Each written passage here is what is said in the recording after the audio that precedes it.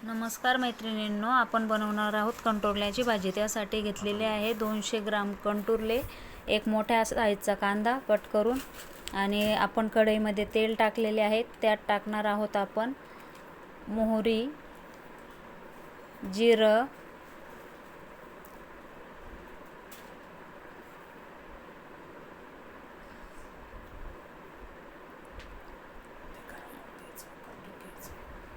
आणि मोहरी जिरं चांगलं तडतडलं की त्यामध्ये टाकणार आहोत बारीक कट केलेला कांदा।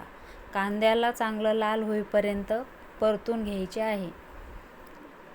कांदा जोपर्यंत खरपूस तांबूस होत नाही तोपर्यंत त्याला चांगलं परतवून घ्यायचं। त्यानंतर आपण त्यात टाकणार आहोत बारीक कट केलेले कंटोरले।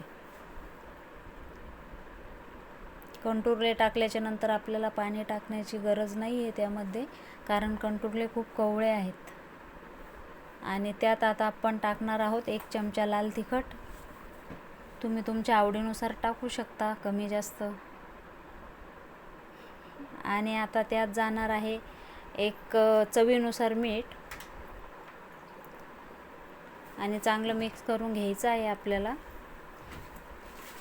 मिक्स करून झाल्यावर त्यावर झाकण ठेवायचं आहे।